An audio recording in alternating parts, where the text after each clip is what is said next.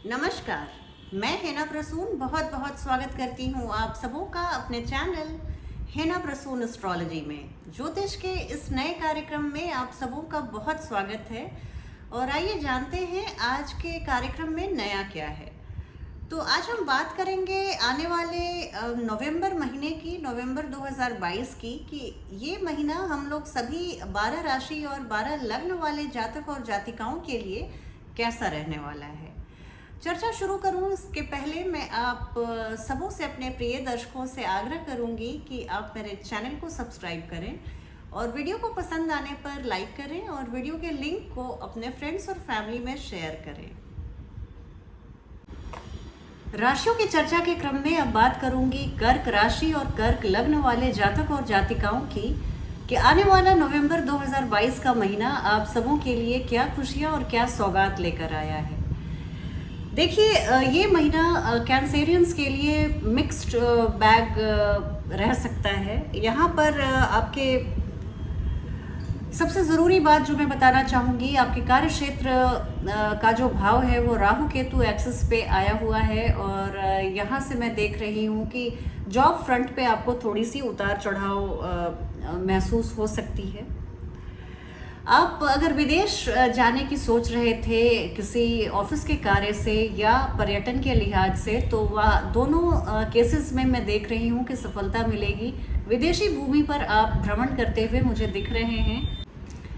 तो आइए अब एक एक मुद्दे पर बात करूं। तो सबसे पहले आपके करियर की बात करती हूँ, आपके जॉब की बात करती हूँ, आपके बिजनेस की बात करती हूँ।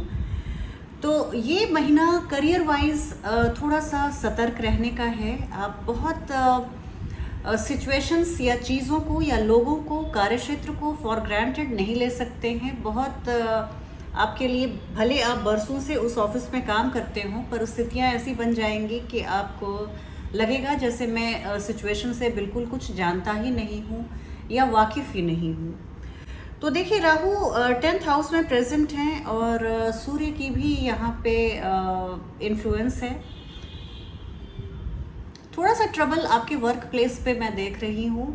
आप अपनी वाणी को थोड़ा सा कड़वा होने से बचाइएगा।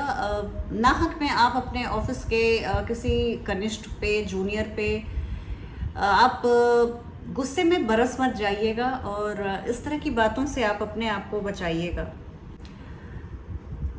ग्रहों की स्थिति बताती है कि ऑफिस में आपको किसी छोटे झड़प में फंसाया जा सकता है। आपको काम छोड़ना ना पड़े। और क्योंकि इस समय अगर आप घर पे रहते हैं और नई जॉब के लिए, आप नए रोजगार के लिए आप तलाश में प्रयासरत रहते हैं, तो हो सकता है इतनी जल्दी सफलता ना मिले। इसलिए मिला जुला कर चलने में ही भलाई है। कुछ बातों को आप अपने वर्क फ्रंट पे अनदेखा कीजिए और कनिष्ठों की गलतियों को नज़रअंदाज करके उन्हें आप काउंसलिंग करके, सलाह करके आप प्यार से समझाइए और बताइए कि आपको क्या चाहिए, आप किस तरह की अपेक्षा रखते हैं उनसे। खुशी की बात यह है कि आपके ऑफिस के जो वरिष्ठ हैं, सीनियर्स हैं, वो आपके सपोर्ट में दिखते हैं। आपका उन लोगों का पूरा समर्थन रहेगा आपके कार्यों में। लेकिन आप इस स्थिति को आप शोषित मत होने दीजिएगा। इस अच्छी स्थिति को आप एक्सप्लॉइट मत कीजिएगा। यहाँ पर मैं देख रही हूँ कि आप अगर ट्रांसफ़र की सोच रहे थे, स्थानांतरण की सोच रहे थे, तो वहाँ पर आपको सफलता मिल सकती है। आपके मनपसंद जगह पर आपका स्थानांतरण हो सकता है। और आपके बिजनेस की बात करूँ तो ये बिजनेस के लिए ये महीना अप्स एंड डाउन्स से भरा हुआ लग रहा है। बहुत ऑनेस्टी से अपना काम करते हैं, but the bitterness in your honesty can be unfavourable to you. तो इसके लिए भी आप बिल्कुल सतर्क रहिएगा कि अति किसी भी चीज़ की वर्जित हमारे शास्त्रों ने बताया है। बस आप अपने प्रज्ञा बुद्धि का इस्तेमाल कीजिए। गुरु बृहस्पति आपके भाग्येश होते हैं और उनकी दृष्टि आपको सही निर्णय लेने में सहायता करेगी। आप पूरे अपने किसी भी आप रोष में आकर किसी निर्णय को मत लें, बिल्कुल सोचिए, तो गुरु बृहस्पति आपको हेल्प करेंगे। और बात आपके आय और फाइनेंस की करूं तो देखिए, यहाँ पर अगेन मैं बताऊंगी कि गुरु बृहस्पति आपके लिए एक बहुत ही अच्छी स्थिति बनाए हुए हैं। फाइनेंशियल कंडीशन निसंदेह आपकी बहुत स्ट्रांग रहने वाली है। नवंबर के महीने में मैं पिछले कुछ महीनों से देख रही हूँ आय का फ्लो बहुत अच्छा बना हुआ है आपके जीवन में।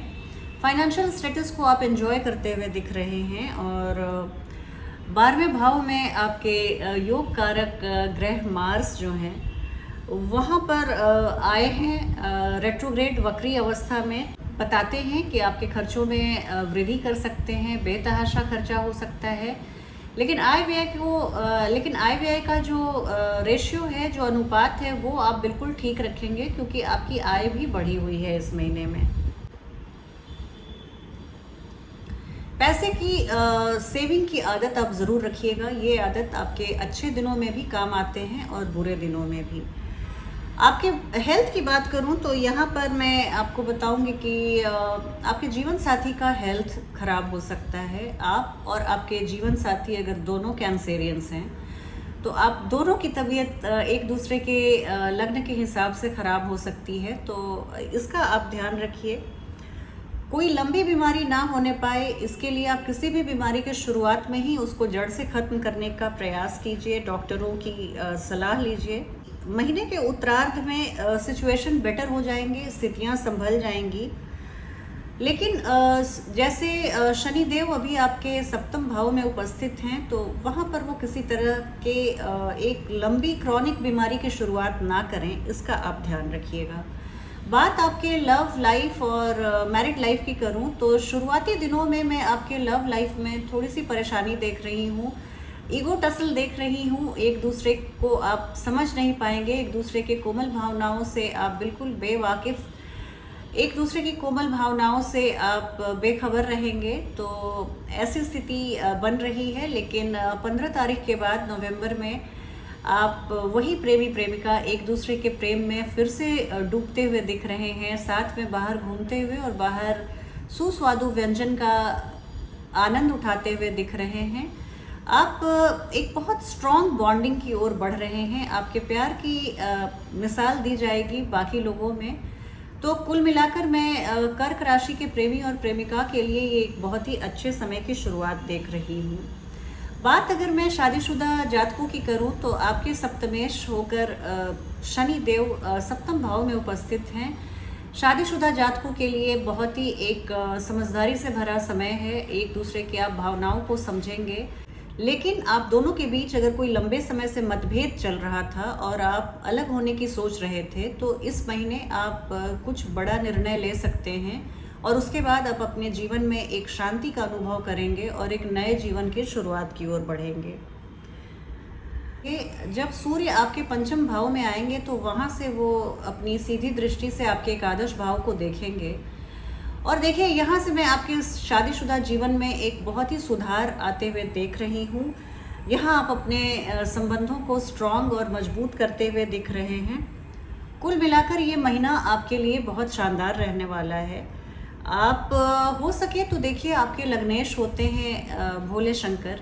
आप सोमवार के सोमवार अगर किसी मंदिर में जाकर भोले शंकर को एक लोटा सादा जल से भी अभिषेक करते हैं तो ये आपके पूरे महीने आपके भाग्य को बढ़ाने वाला होगा और जीवन में आ रही तमाम तरह की परेशानियों को दूर करने वाला होगा।